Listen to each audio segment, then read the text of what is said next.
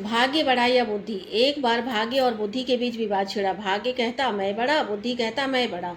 तो बुद्धि ने कहा कि मैं उस इंसान का साथ छोड़ देता हूँ, तुम भाग्य के भरोसे उसको राजा बना के दिखाओ। तो भाग्य ने कहा ठीक है, मैं एक चरवाहे को राजा बनाकर दिखाता हूँ। तो वह चरवाहे के मार्ग में सोने के जूते रख देता है। वह चरवाहा सोने के जूते पाकर खुश हो जाता है कि अब पैर में कंकड़ नहीं गड़ेंगे। उसी मार्ग से एक व्यापारी जा रहा होता है। वह सोने के जूते देखकर कहता है कि तुम इसे बेचोगे?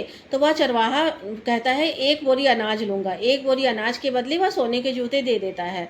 जब वही जूते को लेकर वह व्यापारी राजा के पास जाता है तो राजा उसे 1500 सोने की असरफियां देता है। दूसरी बार जब यह घटना होती है तब राजा पूछता है कि उस व्यापारी से कि तुम ये जूते कहाँ से लाते हो? तब वह व्यापारी कहता है कि मैं जहाँ व्यापार करने जाता हूँ वहीं राजा मुझे देता है। तब वह राजा कहता है कि वहाँ कोई विवाह योग्य वर है? तब वह व्यापारी कहता है कि वह राजा स्वयं कुमारा है। तब वह राजा कहता है कि मेरी पुत्री से उसका विवाह तय करा दो। तब तो वह व्यापारी बुरा फंस गया, क्योंकि उसने तो झूठ कहा था। तब वह उसी चरवाहे के पास आके बैठ जाता है और अपनी पीतल से भरी हुई बोरियों को वहीं रख देता है। जब थोड़ी देर बैठता है तो वह पीतल की बोरियां सोने की हो जाती है। तब तो वह व्यापारी समझ जाता है कि या तो यह जादूगर है और या तो इस दिव्य शक्ति है। तब वह उस चरवाहे से कहता है व्यापारी कि मैं तुम्हें राजा बना दूंगा, और वहीं पर एक बड़ा सा महल बनाता है और उसी आसपास के क्षेत्र को उसका राज्य बना देता है और वहाँ के लोगों को सैनिक बना देता है, खुद मंत्री बन जाता है और उसे राजा बनाकर उसी राजा की बेटी से उसका विवाह करवा देता है।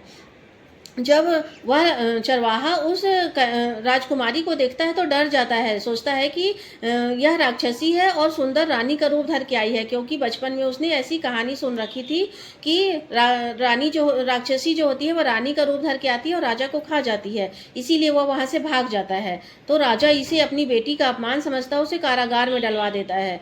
तो फिर बुद्धि कहती है भाग्य से कि देखो तुमने भाग्य से उसे राजा तो बना दिया लेकिन अब उसकी जान पर बनाई है। तब भाग्य कहता है कि मैं हार मानता हूँ, तुम अपनी बुद्धि से उसका जान बचा कर दिखाओ तो मैं हार जाऊंगा। तब बुद्धि कहती है कि अब मेरा कमाल देखो। वह बुद्धि उसके अंदर सवार होती है और वह जब अपने राजा के समीप लाया जाता है तो अपने बचाव में कहता है कि मैंने बचपन में सुना था कि वर कन्या पहली रात को साथ हो और कोई बचाने के लिए आवाज लगाए, और अगर वर ना जाए तो कन्या की मृत्यु हो जाती है। इसीलिए डर से मैं वहां गया था ताकि आपकी बेटी की जान बची रहे। तो इस तरह से बुद्धि की जीत हो जाती है।